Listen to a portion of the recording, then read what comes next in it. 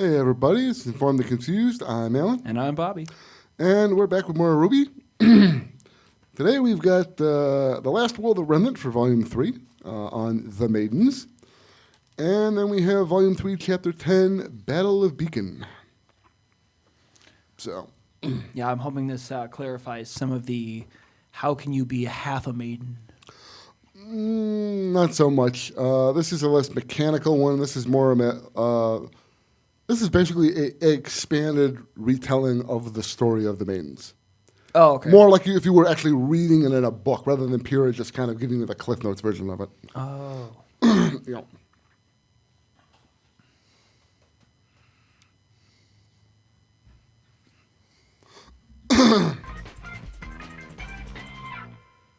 Every time, folks. Every time, right at the beginning of the video. This intro always reminds me of like the intro to like a crime show.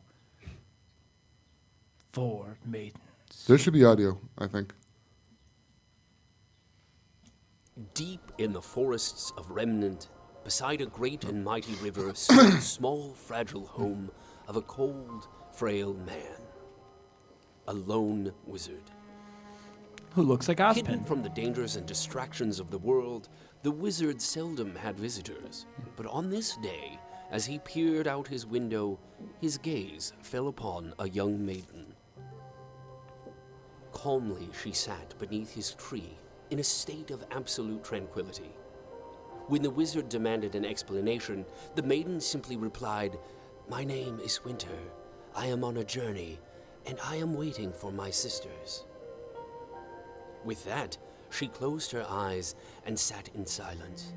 The wizard told himself the girl was a fool, but the longer she sat, the more he wished to share in the serenity the young maiden enjoyed. In time, he grew tired and decided to close his eyes as well, thinking on this strange predicament. Upon opening his eyes, the wizard was befuddled to find that a second maiden had appeared beneath his tree, cheerful and spry, with a basket of fruit and flowers. When he asked for an explanation, the girl simply replied, "My name is Spring. I am on a journey, and I am waiting for my sisters." To show her gratitude for his reluctant hospitality, the girl retrieved a handful of seeds from her basket and planted them in the wizard's garden. Here, this is some good shit, man.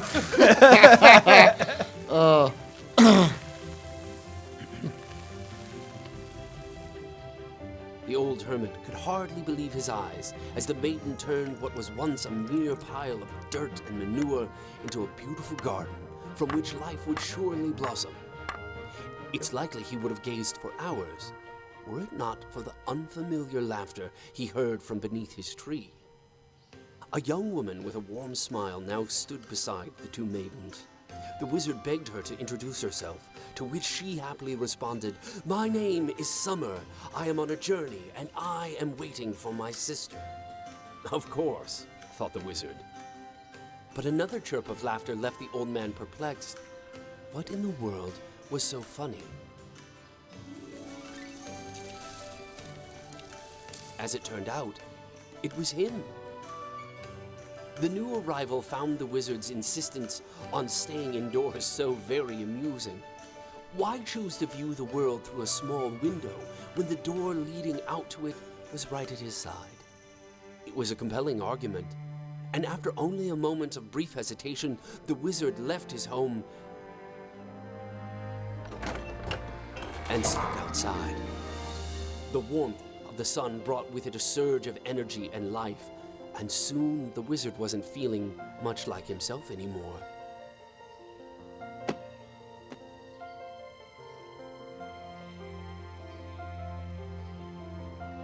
He was feeling much better.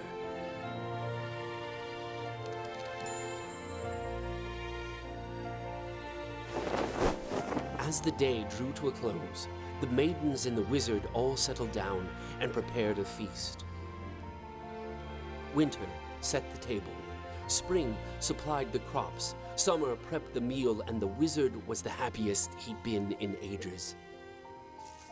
But in all the excitement, he nearly failed to notice the delicate woman that now stood beneath his tree. He smiled and beckoned her to join them, asking only for her name. "My name is Fall," she replied softly. "I am on a journey and am here to meet my sisters. Who are you?" "Me?" the wizard wondered.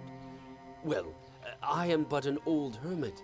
I have lived in these woods alone for centuries, and I'm afraid my story is not very interesting, as I have no one to love and nothing to my name."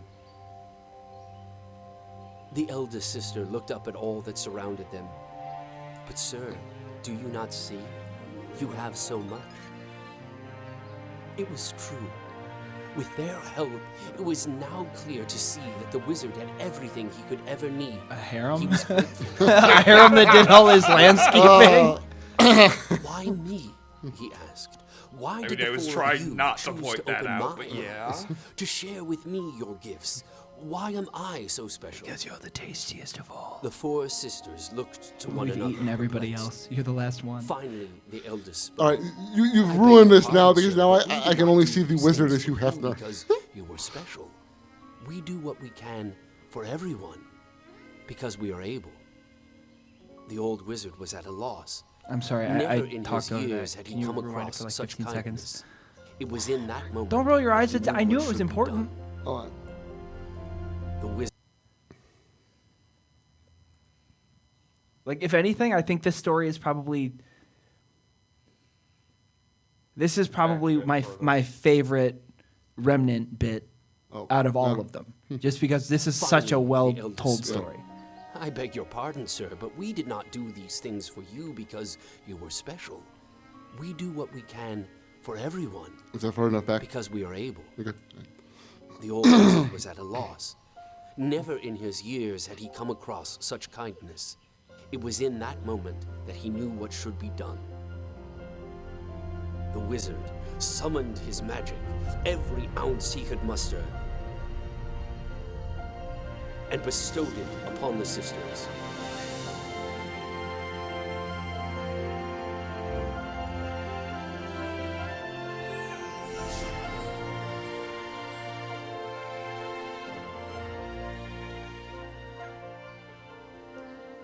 He smiled. "Take this gift and know now that you are able to do so much more."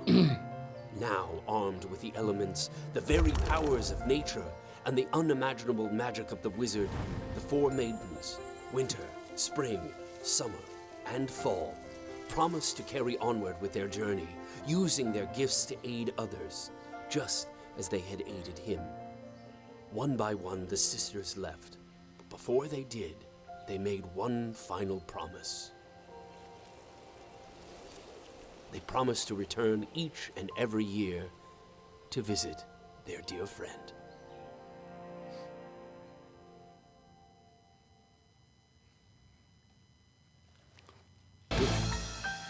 Okay. All right. Yeah, it's It's a little confusing, though, because they showed up, and because they showed up during specific times of year, he imbued them with those powers. Well, he imbues him with the powers because, excuse me, Well, they give their It's a simple- names as the different times of seasons. year, yeah. But he gives him the power because of how kind and caring they are. They come and they basically, he's clearly been depressed for like years. Mm-hmm. He's been locked in his house for whatever reason, depressed, secluded from the world, and they come and they coax him out of it, Right. right? As far as the rest, that's mostly metaphorical. Yeah, and then they obviously, he asked him, well, why did you do this for me? He's like, no, this is how we behave to everybody. Mm-hmm. And he's like, well, holy crap, these people they're like the nicest people I've ever met. Right? Here, have And my it's like, magic. I will give you, you seem like the kind of people that I can trust with this, and I will give you this honor of giving you this magic so that you can go out into the world and help you. Now, obviously, as a fairy tale, as anybody else in their world would read it, it's a myth on the origins of the seasons. Right. It's meant to be the personification of, almost like demigodish type thing where, no, that's literally how the seasons actually start. The wizard could be a metaphor for father time or the Oh, yeah. year's length, Yeah. whereas the four seasons Hence the turning. whole them But returning once every year. My whole thing though was my question is, they show up and they have some form of innate relation to their name prior to getting the wizard's blessing and his magic. Spring shows up Yeah, and well, Makes the fairy tale work better that way. Yeah, because you got to remember. we already If know you're that writing a fairy tale, but, Yeah. right, but we know it's already not a fairy tale. We know that So- there is truth to the fairy tale. Right. So my question. This is the fairy tale. That does not mean it's the version of things that actually happened. This is the story that children in Remnant grew up learning. We know there's more to it because the maidens actually exist. Mm-hmm. The powers are passed down, which is something that's never mentioned here. Returned every year. Right? So, because obviously, you have extra information. yeah, I mean, this is not meant to be a literal interpretation of exactly how this happened. Because if you compare it to some of the other videos we watched, it's not an info dump. It's a story. It's its own little self-contained story. Right. So it's very much the case of It's a legend. you're not given, factual. yeah, you're given the fairy tale. Now you as the viewer, as the RWBY viewer, is how much of that is truth, how much of that is story build up on top, and how much of it is allegory or Fluff. or something representing something that did happen but happened in a different way. Find the truth in the myth. So for because obviously, presumably, 4 women didn't show up at approximately three months apart, waiting for each other. The winter was not literally probably not literally sitting out in front of his house for 3 months in front of a tree without moving. That Unless probably that was part of her semblance. But yeah, but you know what I mean. It's like there is a layer of clearly there's some sort of truth here because we know the maidens exist, and their powers are elementally based. So it's just a question of who is the wizard? Who were the first 4 young women who got the maiden powers? Did they in fact get them from the wizard? Did it happen? Was it a voluntary thing? Was it? Was it was it a positive thing or a negative thing or, we don't know. All we know is we've been given this story that's been passed down for thousands of years and told and retold and retold and retold over and over again. So, yep.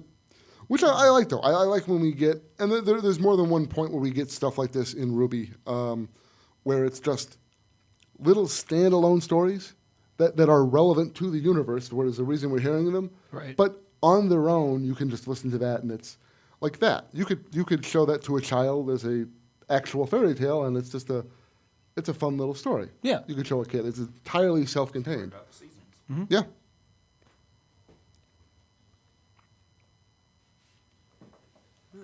Oh, I just realized that the silhouette of Ruby's sickle Scythe. is Yeah. scythe Sickle is is one-handed. it's got the red is a silhouette of her sniper rifle.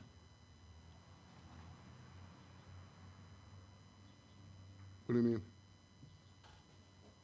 The stock. This all would fold. Well, her scythe is her sniper rifle. but I can see the conversion of it. I never Oh. realized it was You there. can You see never where actually all the saw it. parts are. Yeah. Yeah, no, it's actually very practically designed. I've seen a number of people who have created actual collapsible versions of that will open and or collapse the way they're supposed to. Yep, and we're going to go back to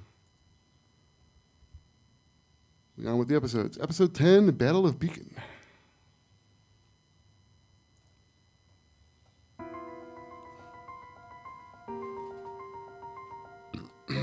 So waiting for this. You didn't have anything else on the World of Remnant, did you? Nope. I trying to cut you off.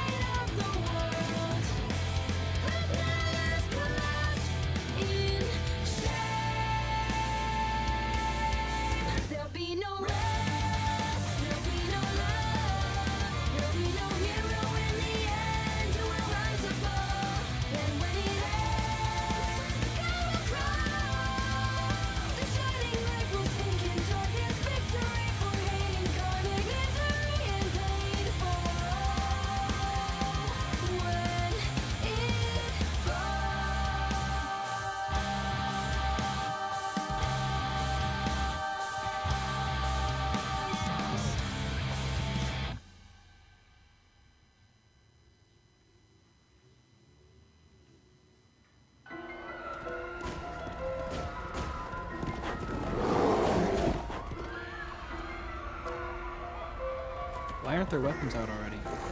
They don't have them on them. I don't believe this. Yang, are you okay? Yang's armed. Yeah. Fine. Is Ruby with you? She's not answering her scroll. No, she isn't.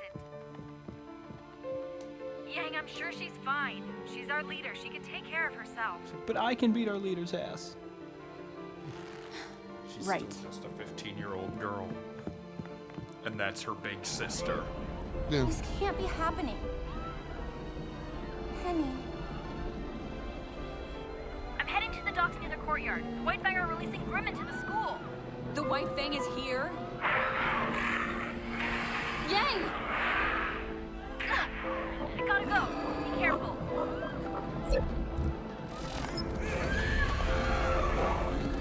Blake, what are we going to do? We're going to the docks, and we're doing our job. There it is. Aiming at a Grimm.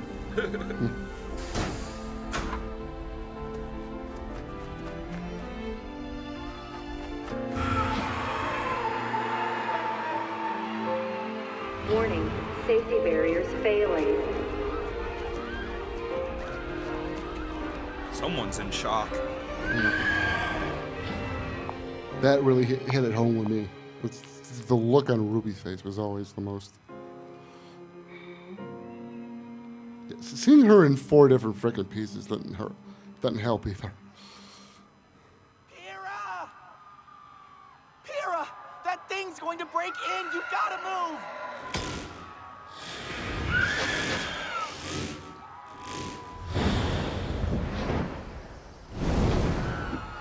Yeah, go save her in your chucks. Pyrrha, please snap out of it! The stadium's aura broke.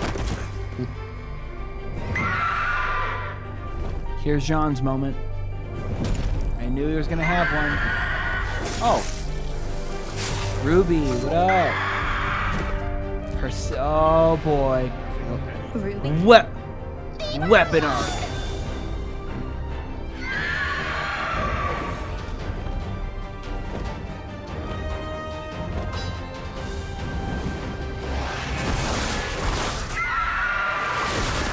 They summoned all the weapons on top of it. I knew it. Yes.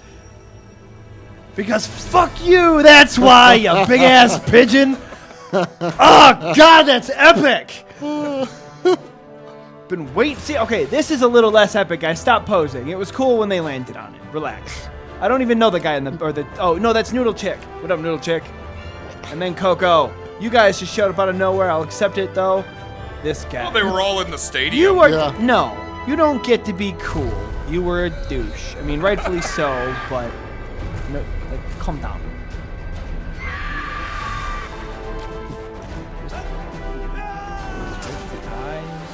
Get the weapons up there. Oh, this thing should be dead by now.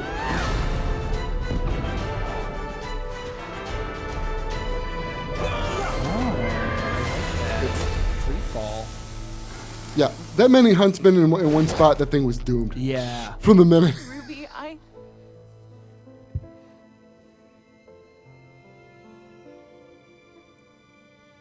I'm so sorry.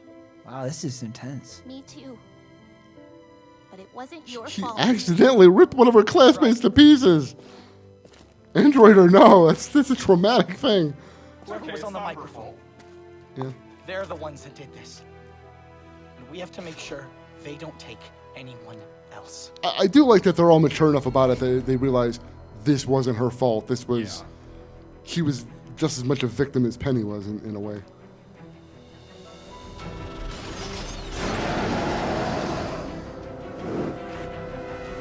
Round two. Oh, great. Cool. Griffins, which we have not seen yet. Griffins. Anybody got a plan of attack? Son, I need your scroll.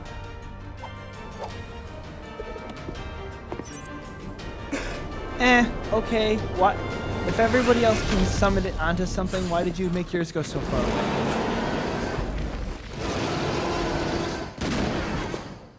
Students, I think it would be best for you to leave. But we Miss can Rose, this day will surely go down in Remnant's history. I'd prefer it if my students could live to tell about it. Let's go! Oh, bitch! You dirty bitch! God, you are such a sneaky fuck! I'm super suspicious of that bunny now. Suspicious of Velvet.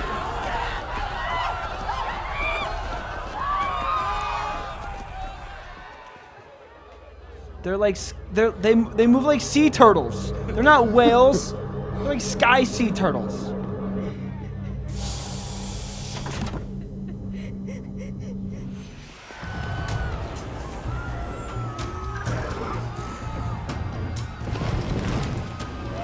Dinosaur crap. No, it's the usual. Ursa's being Alpha Beowulf and some creeps. Yeah, there it is, the Alpha Beowulf.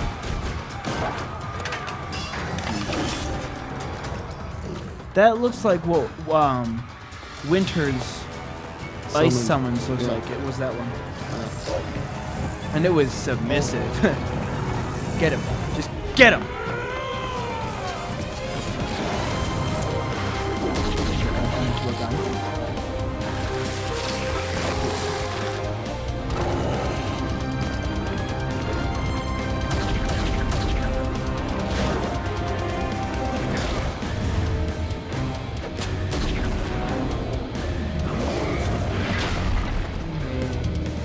This is why he's head of the military and the academy. Yeah. Iron Wood is so badass. His weapon is a gun. I don't need it to be anything fucking fancy. It's a Ruger. Grim are crawling all over the city. The White Fangs invaded. What's your essence? Worse, essence? some I don't have to reload. vagabond has seized one of my ships. Until we regain command, the skies are out of our control. So I'm going to take it back. What should we do? You have two choices. Defend your kingdom and your school, or save yourselves. No one will fault you if you leave. Let's move out. Dude, you work with robots. They were just waiting on you. I mean, he's got a point. They are technically students. It isn't technically their job yet to actually. Yeah, but they're going to this school because it is their job. I mean, Yeah, come on. Of course they're going to. ship to Beacon. See, even Sun was like, "Really, you guys are hesitating." Yeah. They will. I will say, not all the students do. There are plenty of students who leave. I mean, How about this one? I like how Torchwick pilots. What does this button do?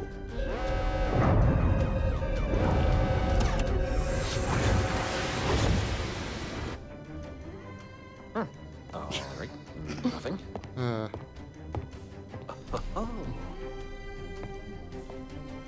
Now, This one's gonna be fun.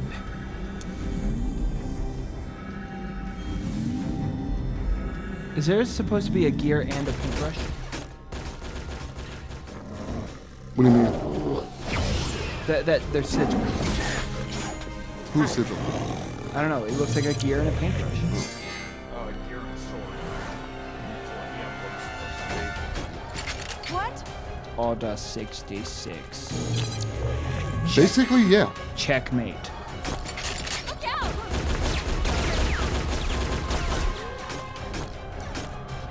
think that's the next episode.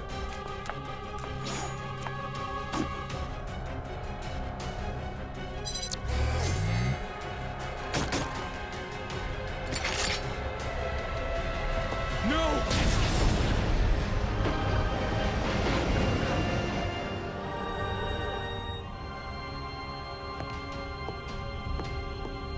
RWBY, what are you doing?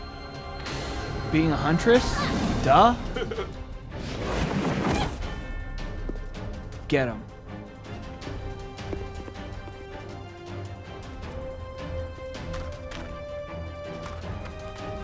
She's gonna jump in that bitch and target it.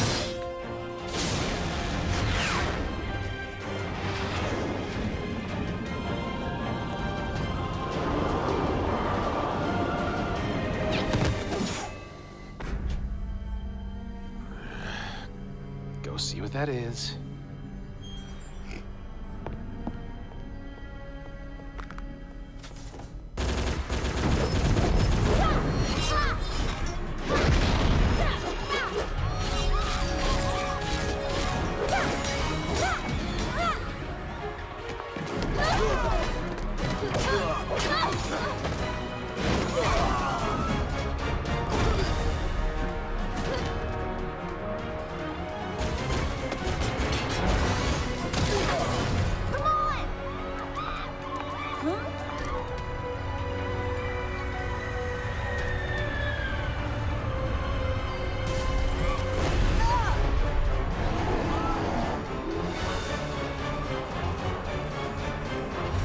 Be safe.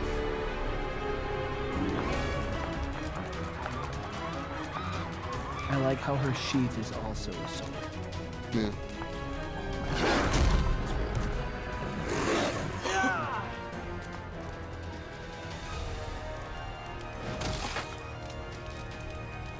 No. Adam? Hello, my darling.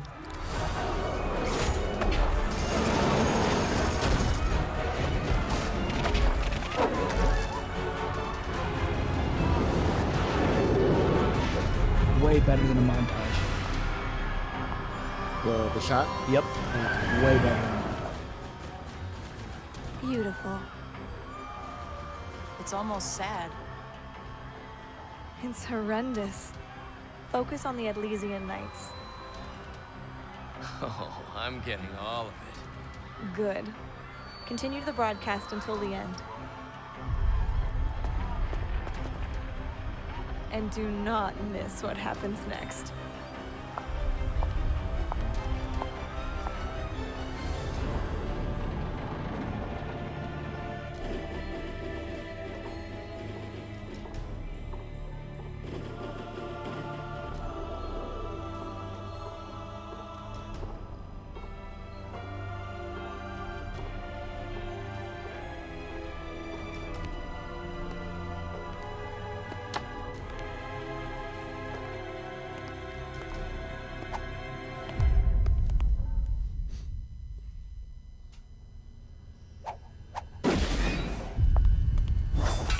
The mammoth ones.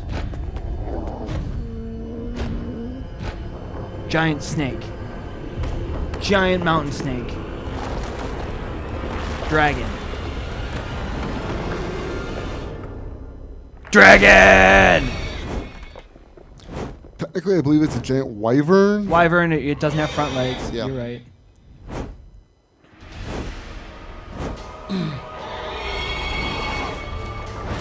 Long, long ago. And it oozes That's very. Could be a problem. Could be. Just a little. Just a little bit of a problem. That's why the school was built there originally, not because it's a natural barrier, but so that they could protect it. If the school was always a beacon of hope.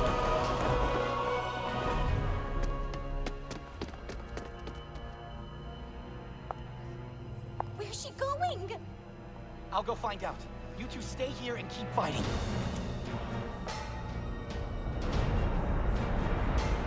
She's got her bow out, she's gonna take a shot.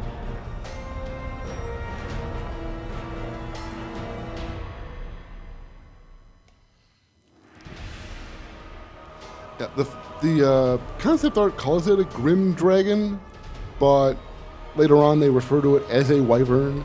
So I use wyvern. So that's what's actually said in the show. I've always been a huge fan of people who can draw shit like this, schematics in this style. I don't have the ability nor the attention span to do it properly, but I mean, like this is kind of artwork that I would pay for. Like, hey, I want you to here's the concept of my D&D character. Draw it like this. Thank you, here's money. Yeah. And then I would have that shit framed in my house.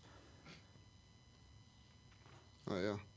I almost got a version of that gun once. That's what I'm it was. I found one place online. It was through like eBay or something like that.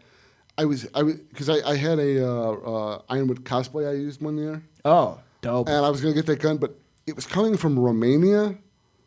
So as far as I could tell, it was all legit. But it was kind of like I was really hesitant, and it was gonna cost a good deal of money. So it was like. That's when you check product reviews and the like. I mean, there's a process. Well, because it was somebody custom. It was a custom-made job, not like a mass-produced thing. Oh yeah, no, I've purchased custom like skull masks and things like that. Yeah, but I kind of regret that I didn't try to at least try to get that. But 'tis the season. Yeah, it's the off season just before cons start opening back up. Yeah. Though if I do Ironwood again, I gotta get I gotta get a new outfit or have mine heavily modified because it's too small. That's fine. Tight. So what? It was. Now here's a question: are you willing to commit to cutting your hair and going gray? Oh yeah, nice. Definitely. Absolutely, nice. I'm always willing to do that for a cosplay. Not I. Too vain about it.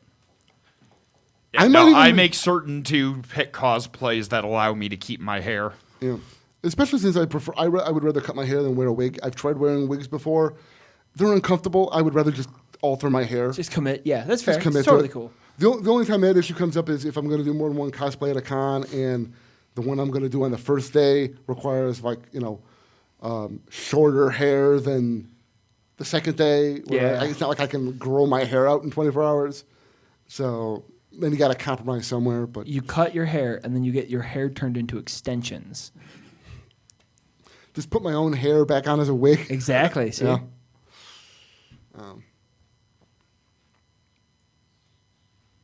All right, that was episode 10, Battle of the Beacon. Now that was so intense that we can go one of two ways with this. We can either keep going right in with the adrenaline-filled content of the next episode. Or we can discuss this episode. I will leave that to you. You are the new viewer here. If we continue on, is this whole big battle thing going to be like 2 more episodes, 3 more episodes, or is it going to be like? Let me put it this way: if you were how many more episodes are left from this? There's 2 more episodes left in the season. Okay, let's discuss this one because otherwise it's going to be let's just watch it till the end and discuss it. The last 4 of these are often something that people recommend you binge as a group, like because we're doing a binging thing because you're leaving, so we have to do all this. Right. Normally, reactors who will actually watch one of these a week are highly encouraged by the fan base.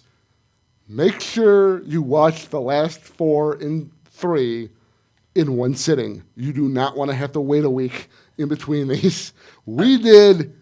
You don't. I'm lucky. I didn't because I watched this in between 3 and 4 is when I got involved in it, so I was able to watch them one right after the other. But for the sake of consistency, we can break this down because right. I will try to go quick though. Okay. Because this was a much more action-packed one. I will give you as short and clean answers as I can. All right. All right.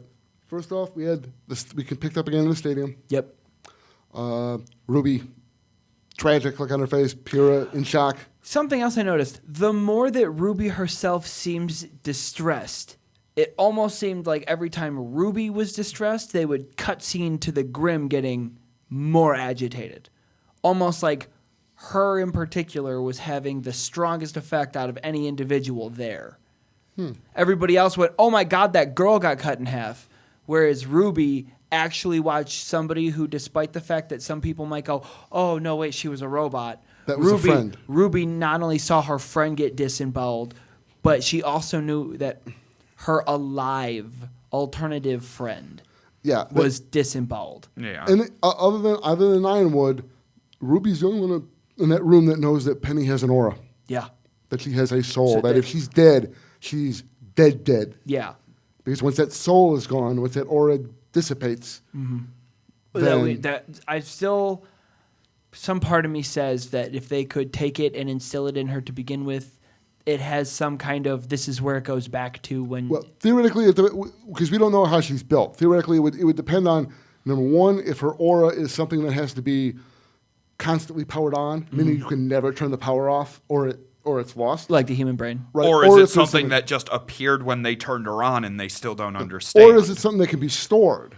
And there's like an emergency reserve power thing that stores it in a certain part of her body that didn't get affected by the tearing apart. I would not be surprised if Penny was somehow some part of being one of the elements or one of the seasons. One thing we never mentioned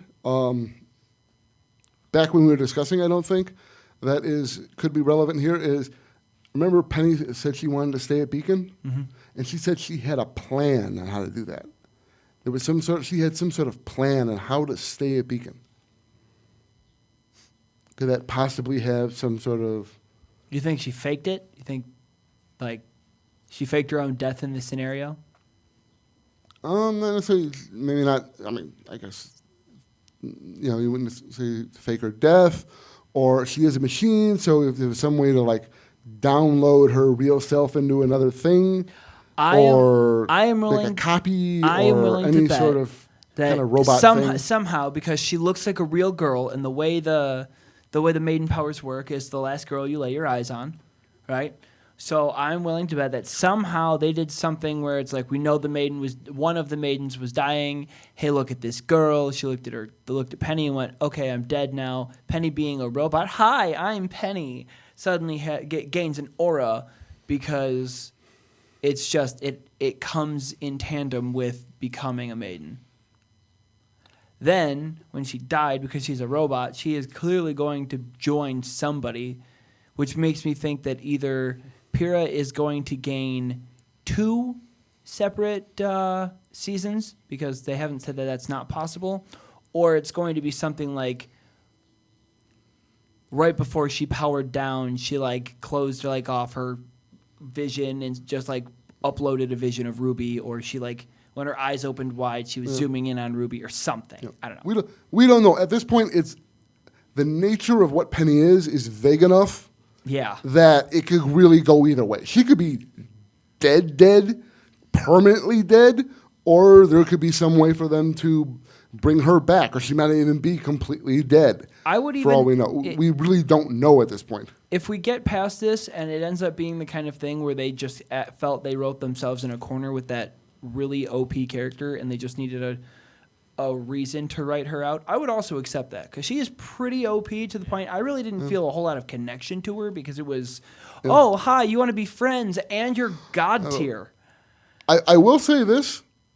We know for a fact that that scene, Penny being torn apart like that, was something they knew that was in the plan before they started writing Volume 1.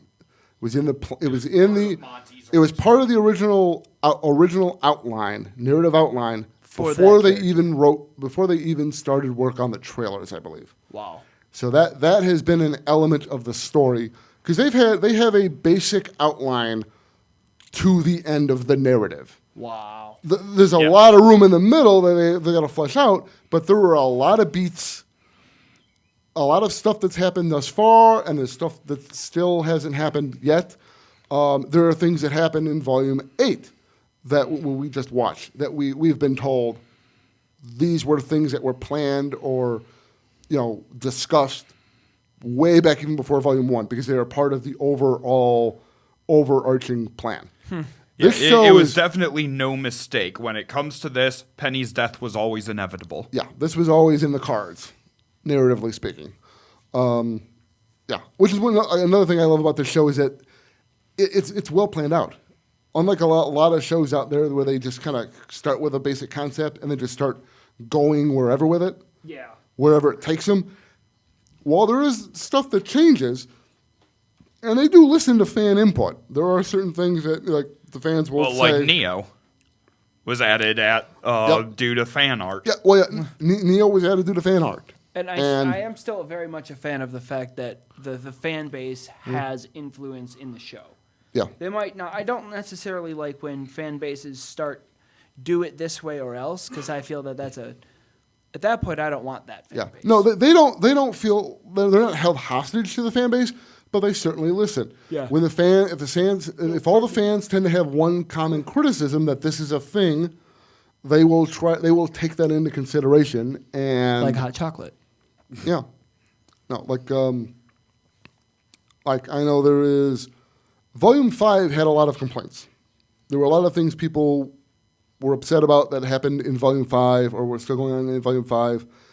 And one of the first things you notice in Volume 6 is right off the bat, there's some stuff where it's very clearly, it's like, okay, I can tell they were listening. Mm-hmm. Because just right out the gate, I see this, I see this, I see that, these things happen. Clearly, they are listening to their fan base. There are, they even will get meta sometimes. There is an extremely meta scene in Volume 5 that, they listen to their fan base. They don't always do whatever the fan base wants, but they do listen. All right. So we had the events in the stadium. We had the giant Nevermore broke in. Jean tries to rescue Pyrrha. But he kind of gets knocked down along with her. Ruby intervenes. Yep. And then all the lockers come in, and we get our big group moment. I have been calling that for, 2 episodes, 3 episodes now? Yeah, the lockers coming down and hitting a Grim. Why haven't they, aimed it yet? I would totally be shooting it at one of these guys. Just been sitting here holding my tongue. Yep. And then, I should start listening for that. Why aren't they doing this? You guys haven't said anything. You haven't said a word. Yeah. Well, don't get too detective-y on us, because neither one of us are particularly good poker faces when it comes to shit like this. Start pulling shit like that, and then I'm just going to have to start dropping false information on you again. I will develop an entirely different story arc, and Rooster Teeth will be like, yeah. And then what happens? Okay. Are you guys get the lawyer on the line? No, this is great. I mean, that you're totally on point with that. Yeah. All right, no, but so we get that. We get they take out the Nevermore. There's the scene with Pyrrha where they're all kind of like, collectively pat her on the back, right? Then the Griffins show up, the teachers show up, and then they all go to get on the airship, at which point we see Ironwood being a complete and total badass. Although I am starting to realize that there might be a psychological benefit to having machines on the battlefield as opposed to people, because as your comrades die, you're going to start to stress and panic more. Right. Yep. So if you have robots, they don't feel emotions. There's not that stress level when a robot gets killed.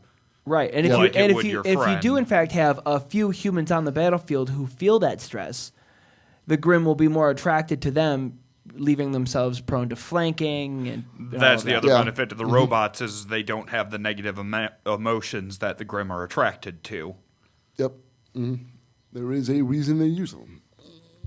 Also, the lighting team, bravo, guys. That was some solid shit there. Yeah. Well, we're starting to get to the point now in the show with the animation where little details like that, like the lighting and some of the like smoke effects and things like that. We can do this water now, and it doesn't take us the entire weekend. Yeah. Right. Yeah. We we're Two not triggers. 2 triggers for what? presumably 2 barrels. I didn't see him shoot 2 barrels. You only barely saw him using his weapon at all. I believe. If I'm reading that schematic correctly. I always just 1, 2. assumed it was a 2-action, a double action. Please tell me his trigger. revolver turns into another gun. His gun. Even his gun turns into a gun. Turns into His gun is and has always been known as the gun. Is it really? Yeah. By the fandom, yes. The official name of his weapon is Isn't it Law and Order? Due Process. Due Process. Due Process is the official So name of it his does weapon. have 2 barrels then. Yeah. But Well, I mean, he's got a white one and a black. Does he have a robot arm? Why do you say that? Because he stopped that thing with 1 arm, but he did it the same way that like most like RoboCop does it, like ha ha ha, it is titanium, or like Full Metal Alchemist style. Maybe that's part of his semblance. Maybe he's just got like a Super strength rigidity semblance. His semblance is coat of arms, and it just armors himself underneath his clothing. That'd be pretty sweet. Yeah. Yeah, Rooster Teeth is like, no, for real, get the lawyer. Oh. Yeah, but all right, so we see that he. If for the record, guys, if Rooster Teeth does review this and they see any of the comments or things that I say and they are interested, I am open to just I am open to negotiations. Well. Just so let me know. I'm cheap, and I will trade you for things like food. One of us getting a job with Rooster Teeth would not be the first time a content creator has been hired by Rooster Teeth. See, I'm not saying I would work for him. Oh, I'd be like, hey, I'm gonna make you and your lawyers show up to a board meeting. It's gonna be real damn serious.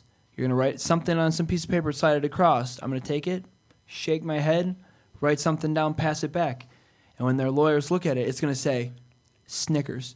And they're gonna be fucking dumbfounded, and then I'll be happy to be like, no, coat of arms, have it. By the way, thanks for the Snickers, and I'll fucking leave. Contract fulfilled, because I am not that complex an individual. I like this shit, but I still want to be taken seriously. So we're gonna have a board meeting with lawyers and suits. This is no fucking joke. All right. So yeah, Ironwood being a badass. Then we get they get on. They're going to get on the airship. He gets on the airship. They choose not to get on the airship, or rather to get on a different airship to go down to the school or up to this. Yeah, to go up to, down to, over to the school. Yeah. At which point, as you put it, Order 66 happens. Yep. Neo and Tartwick hack the airship. But I saw that coming the moment they were like, oh, we've infected everything. It's like, oh, great, they're gonna. Yeah. I was expecting actually not so much for them to immediately take over the robots, but I was expecting them to like be able to shut everything down.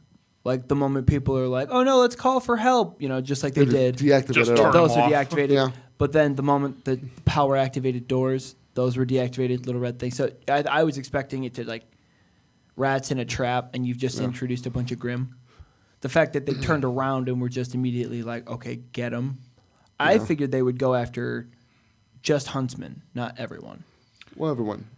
More chaos, more panic, more fear. The next thing we get are, first of all, we get... Well, then we get them up on the roof videotaping it. Yeah, well, first live streaming it still. Yeah, live streaming. Nobody can lock them out. As part of the Order 66 thing, we see it happens in Ironwood's ship. And his robots turn on him. No. Although we don't actually get to see that, we just see the ship go kaboom and crashing. Yeah, we hear guns go off. We see the explosion on his ship, and his ship goes. I don't think he does. I don't see him going down easy. But no, so in response to that, Ruby sees that, and she goes floating off or zooming off to. She takes her school coffin and rockets herself up into the air. Yep, and then Torchwick sends Neo after her. I thought she was actually going to climb into it. Oh, into the locker? Yeah. Yeah. That worked. But then then we go to the villains, where Cinder and Mercury are just reveling in this shit. Mm-hmm. Emerald, not so much. It's almost sad. It's almost sad. It's kind of seduced, like whereas Cinder and Mercury just get grins on their faces. They're just loving this shit. Well, Cinder comes back with "It's horrific." It's horrific. Yeah, and then she says, tells them to keep filming, focusing on the Elysian Nights. Because as far as the world at home knows, the Atlas military just turned on everybody in Vale after their and is now attacking hidden them. robot got destroyed, and Cinder just spewed all that shit about the Atlas taking over Vale. Yep. So the rest of the world really looks like a kingdom invasion. Yep. Yeah. Not good. And then we get the creature affectionately known by the fandom as Kevin. This is our first named Grimm. Yes. Kevin the angry Wyvern. Bird, chicken, pterodactyl, dinosaur. Wyvern. Yeah. Wyvern. His name is Kevin. We can't make him that great. Yeah. Yeah. No. There are a number of. Now, why Kevin? Why not? I don't remember the exact origins of it. I think it had. Most of these names get decided on like a Reddit page by the fandom. Yeah. I think Kevin originally originated on I think it was the AfterBuzz TV YouTube channel. I think that might be where that came from. That's certainly the first place I heard it. But yeah, basically on Reddit, on the internet. The internet starts naming these things, and the tradition is to give them usually just kind of generic person names. As boring and generic of a name as they can come up with. Yeah, although sometimes they're related. Well, yeah, because if your name is like Neptune, god of the sea, what's the giant monster that lives on the hill? Kevin. Yeah. So that makes sense. Yeah, and this will be the first of several. Anytime we get what would be called a boss level Grimm. This is a boss level Grimm. Of varying types. They tend to get names. Any of the Kevin. unique Grimm, the ones where there's only one of them we ever see. Now, how do we know he's a wyvern and that he isn't just like an alpha swan or like an alpha Canadian goose? I mean, he could be, well, but it said the fan art, or not the fan art, the concept art says Grim Dragon. Dragon, check. Yeah. I simply go to wyvern because that's future knowledge. I know for a fact that when they refer to the thing later on, they call it a wyvern. No arms. Rather than dragon. And that's, they called it a dragon, and then somebody presumably went and said, corrected them. Dude, it's actually a wyvern. It doesn't have front legs. Oh, it's a wyvern. Okay. Wyvern. It doesn't change anything about it. Right. Or what it does or its nature or anything like that. It's just technicality of, no, it's not technically a dragon. It's a wyvern. But, so we get the wyvern shows up. Which, kind of spooks Ozpin, Glinda. It's kind of like, oh, shit. I think Ozpin knew it was coming. That's why he went outside. Well, he was going outside before. He started getting ready to go outside and, like, take the field, and then everything started to shake, and it was kind of like, oh, shit. Right? It was kind of the reaction. He was, like, right in the mountain that's supposed to be protecting them. I believe... Yeah, you made a comment about that was why you thought they built Beacon here. Yeah. Was the, like, mask that giant Grim or something? Because if Beacon Academy can be the pillar of happiness and equality and tranquility and beacon of hope. Yeah, then it's going to keep the biggest, scariest monster at bay. Yeah. I believe that mountain is supposed to be the mountain in Mountain Glen. I believe that is like the mountain overlooking Mountain Glen, I think. Got you. Would make sense. Yeah. Because I think if you look at some shots, you can actually see that is where it's nearby. But got you. And I think when it starts first starts dropping some of the Grim off of it, which that's a thing it does. It spawns. Yeah, it just kind of pooped out more Grim. It reminded me of the skittering jaw things from Cloverfield. Then we see Weiss and Blake are fighting some robots, and then Blake goes off to fight an alpha. Well, Beowulf. Weiss sees the ship crash and decides she's going to go that way, and Blake decides she's going to go the other way. After the alpha Beowulf, and she runs into Adam. Who's apparently tearing apart the Hey, what is it, babe. the cafeteria he's in? That is what's left of the cafeteria Yeah. at this point. Yes. Murdering some non-robot guards, red and blues. Oh no, he is totally in there killing students and shit. You don't see him do it, but there are bodies on the floor. He's in there killing people. No shit. Straight up Yeah, killing he's in people. there Yeah, no, supposed this to is- be in there killing students. Yeah, no, this isn't like getting the end his of volume. murder on. This isn't like the end of volume 2, where we just vaguely reference people are being injured. Bodies are piling up here. Wow. The implication will Villains are villaining. Maybe that's projecting a little forward, but no, this is a much larger event. People dying. This is Lots of people Like I dying. said, this is a possible end of possible end of the kingdom level shit. Like I said, if they didn't have like, I mean, even with the Elysian military now because they're fighting it, but you know, this is like you said, threat level 9 probably out of 10. This is like the second highest possible level of problem. 10 obviously being, no, we're just screwed. Either you get out of there or you're dead. Things are bad. So and good. we're one level like below that. Whereas I would say what happened at the end of volume 2 is probably like threat level 2 or 3, maybe Okay. at worst, maybe a 4 if you're depending on how they actually scale shit. But Yeah, with the whole train crash and the incursion of Grimm there, that was still a... Could you Like- imagine had they done that during all of this? what? The, Then what? when Well, the train and- had happened during the event Oh, like this? during this, yep. And based on what they were saying before about the timetables, that was the original plan. No. No? No, because this is I think this is considerably more than a few days away. The original plan, I believe the original plan was still to let them into the city like that. It was just a matter of we weren't ready for it, and it got launched early.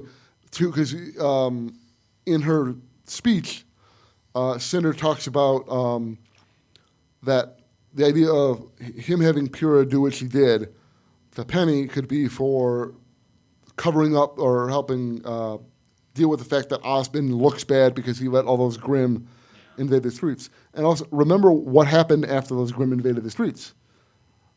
What did the council decide?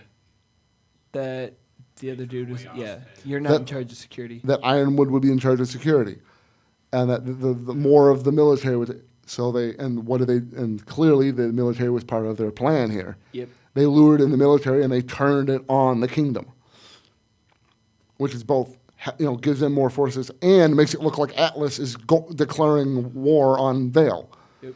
So I've always read that as, no, that was the part of that plan was just a general hyping up of the tension level, which is what they've been trying to do all along. Mm-hmm. And no, make Ospen look bad, make Vale look bad, get Ironwood more involved in this whole thing. And then we end on, we see a number of the students, including Team Juniper, are all ready to start fighting.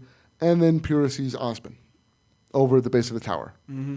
And with the clear implication of, it's now or never. It's now or never. We got to do this. I have to just make a decision. And Jean goes running after her, and we watch as Cinder watches on. Yep. All right. Next episode, dive. Dive. All right. Well, next episode. All right. That's it for this one then. So go ahead, like, comment, subscribe, bell for notifications. Ding. At InfoConfused on Twitter, SoundCloud, Spotify, Stitcher, and YouTube for the podcast. Good stuff. We are Informed and Confused. I'm Alan. And I'm Bobby. See you later.